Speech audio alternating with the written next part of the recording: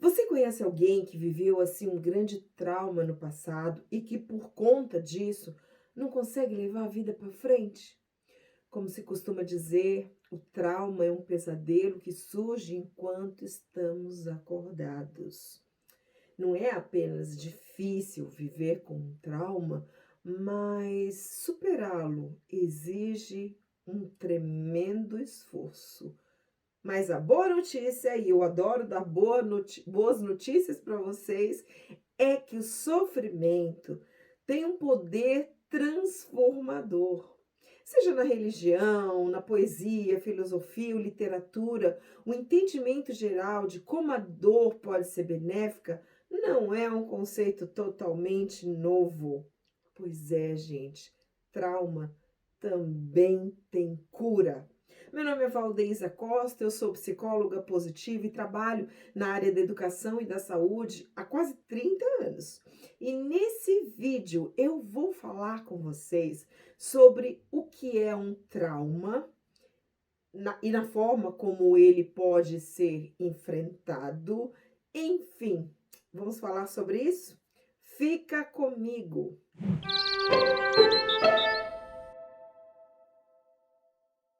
Gente, o trauma é uma resposta emocional a um acontecimento terrível que a pessoa vivenciou. Não é só uma situação, um problema, é alguma coisa que foi mesmo marcante para aquela pessoa, como um acidente, um estupro, um desastre natural. Imediatamente após isso acontecer, é muito comum a pessoa ficar chocada e até negar. São reações típicas. As reações de longo prazo, elas incluem emoções imprevisíveis, flashbacks, sabe? A pessoa vai ficar lembrando daquilo, relacionamentos tensos e até mesmo sintomas físicos, como dores de cabeça ou náusea. Quando nós falamos sobre trauma emocional ou psicológico, nós podemos dizer que ele é o resultado de situações ou eventos que a gente considera traumático, ou é traumático para aquela pessoa que viveu aquilo, né? E também de como nós somos afetados por essas experiências. Os eventos traumáticos, eles podem acontecer em qualquer idade e causam danos que às vezes são muito duradouros. Cada pessoa tem uma reação diferente em relação ao trauma. Então você pode notar qualquer efeito rapidamente ou muito tempo depois. Muitas pessoas reagem em situações traumáticas de maneira muito parecidas. Por exemplo, quando nós nos sentimos estressados ou ameaçados, os nossos corpos liberam hormônios chamados cortisol e adrenalina. Gente, mas isso é uma coisa natural. Essa é uma maneira automática do corpo se preparar para reagir ao perigo. E olha, nós não temos assim, tipo, poder de controlar essa descarga emocional, porque esse, como eu disse, é um processo natural para garantir a nossa sobrevivência. É bom lembrar que quanto mais nova a criança é ou nós somos, por exemplo, menos desenvolvida está essa capacidade, porque ela é muito útil. Só a gente lembrar assim, como quando a gente lembra de crianças, por exemplo, pequenininhas, inocentes, se aproximam de um perigo sem ter qualquer noção do que pode acontecer. Mas então, considerando então que uma pessoa adulta se encontra em uma situação de risco, de risco iminente, ou então diante de uma situação absolutamente inesperada, o corpo ele pode responder de várias maneiras por conta também, como eu disse, da liberação dos hormônios. Mas então, as pessoas, elas, tipo, podem congelar. Já viu, gente, assim, congela? Que é quando a pessoa fica paralisada ou incapaz de se mover diante de uma situação tão avassaladora que ela fica assim, né, congelada. Ou obedecendo cegamente, que é quando a pessoa, por exemplo, faz o que ela é mandada fazer assim, sem pensar, protestar ou negar, como uma pessoa que está assim, um exemplo, ela está num lugar e explode uma bomba. ela fica tão atordoada que ela simplesmente obedece às ordens de uma outra pessoa sem conseguir pensar direito. A gente vê naquelas imagens de acidente que aí fala vem, aí a pessoa vai, ou abaixa, a pessoa abaixa, né? Outra forma de reagir também é lutando ou xingando. Tipo, quando a pessoa se vê em risco, ela ataca.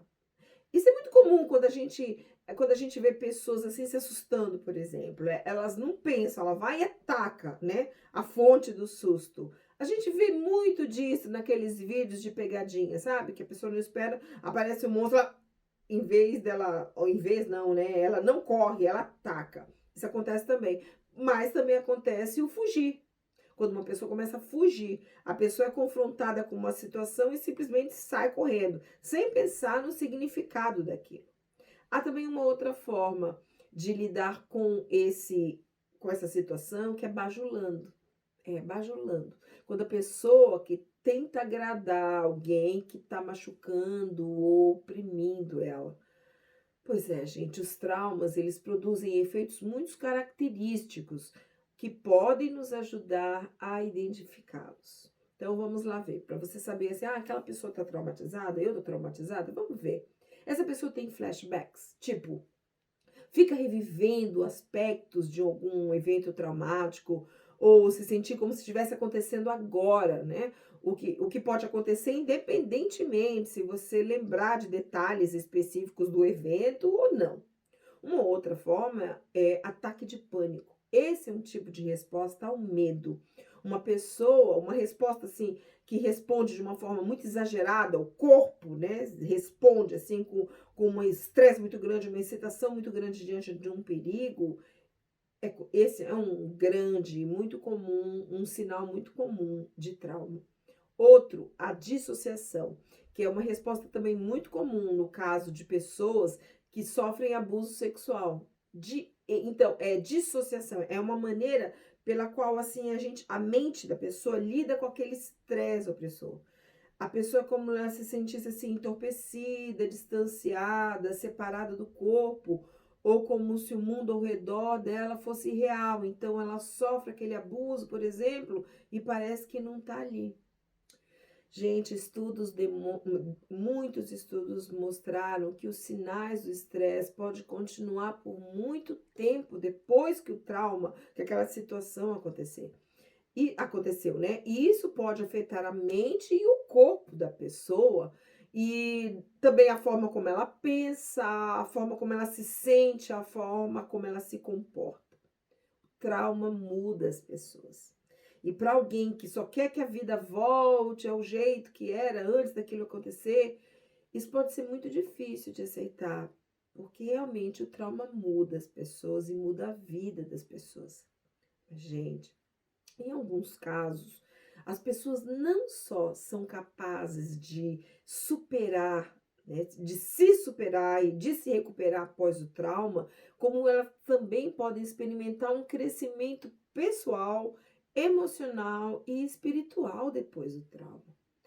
A psicologia positiva abraçou essa ideia e nós chamamos isso de crescimento pós-traumático ou autoaperfeiçoamento. Algumas pessoas chamam assim. Pelo que o que na verdade é que quando a pessoa, quando o caso de quando alguém passa, depois de experimentar os desafios da vida, ela como que melhora, né? Embora a resiliência também possa ajudar muito nesse processo, possa ajudar a suportar a dor até certo ponto, mas o crescimento pós-traumático, ele é muito mais abrangente, porque ele nos permite compreender, conhecer e saber como usar a nossa dor para mudar as nossas vidas para melhor. A ideia do crescimento pós-traumático é incrível, porque sobreviventes de eventos traumáticos não apenas são curados, como eu disse, dos seus traumas, mas elas podem, na verdade, se tornar pessoas mais fortes, mais motivadas e mais resilientes, justamente por causa da experiência traumática que elas viveram. De acordo com o grupo de pesquisa de crescimento pós-traumático da Universidade de Carolina do Norte, nos Estados Unidos, o crescimento pós-traumático ele pode ser entendido como uma mudança positiva resultante da luta de um indivíduo com uma grande crise da vida ou de um evento traumático. O crescimento pós-traumático, ele vem de maneiras, muito diferentes. Às vezes, vem como uma ajuda altruísta para os outros, né, ou ocasionalmente como uma autocompreensão, a pessoa começa a entender melhor as coisas e aceitar as coisas de uma forma mais genuína. Eu vou dar um exemplo para vocês entenderem, assim, exemplos de vida real de crescimento pós-traumático, né, para vocês entenderem o que é isso. E como isso é possível e como isso se dá. E eu tenho certeza que vocês já ouviram essas histórias parecidas ou essas e vão entender. Olha, por exemplo, uma boa ilustração de crescimento pós-traumático ideal, né, são os pais que perderam seus filhos para o câncer, por exemplo. E aí, a partir daquele ponto, eles dedicam as suas vidas a arrecadar dinheiro para diferentes organizações de tratamento de câncer, ou para pesquisa do câncer, ou para ajudar as instituições de caridade que dão suporte às vítimas de câncer e às suas famílias. Outro bom exemplo é dos sobreviventes de ataques terroristas, que essas pessoas geralmente se tornam pessoas mais amigáveis e aceitam mais os outros do jeito que eles são. Muito da mudança das pessoas, do próprio comportamento delas, se deve exatamente ao trauma que elas enfrentaram, sabe? Aquela felicidade tão grande de ter sobrevivido, que isso extrapola de uma tal forma que a pessoa se torna uma pessoa melhor e com maior capacidade para amar. Outro exemplo brilhante de crescimento pós-traumático são as vítimas de guerra, os soldados que voltam, né, em segurança das batalhas, dos conflitos, e eles ganham uma perspectiva de vida muito mais ampla. Temos ainda, gente, as pessoas que perdem alguém querido, assim, muito novinho, né? E essas pessoas são muito agradecidas pelo que elas têm. Elas, na verdade, são mais agradecidas pelo que elas têm do que outras pessoas da mesma idade, por exemplo. Imagina uma criança que perdeu a mãe quando é muito pequenininha. Ela reconhece o valor da afeição materna e provavelmente ela é mais madura emocionalmente do que as outras crianças da mesma idade. Ela valoriza a mãe que ela não teve. E ainda, outro exemplo para terminar essa parte de exemplos, são os casais que se casam novamente, as pessoas que casam novamente depois de perder o primeiro cônjuge. Essas pessoas, elas costumam desenvolver um relacionamento mais profundo, mais transparente, mais saudável, porque o trauma anterior que elas enfrentaram no passado e de perda de alguém que elas amavam, levam essas pessoas a valorizar o presente e melhora a qualidade dos relacionamentos interpessoais que elas têm agora, no momento. É tipo, não fica perdendo tempo com coisa que não vale a pena, com briguinha besta, com bobagem, porque elas sabem dar valor ao que elas têm, porque elas já perderam alguém que elas amavam no passado. Então, tipo, deixa eu valorizar quem tá aqui do meu lado agora. Nossa compreensão de trauma e o seu impacto na mente, no corpo, ainda é assim, muito pequenininha, tipo a ponta do iceberg.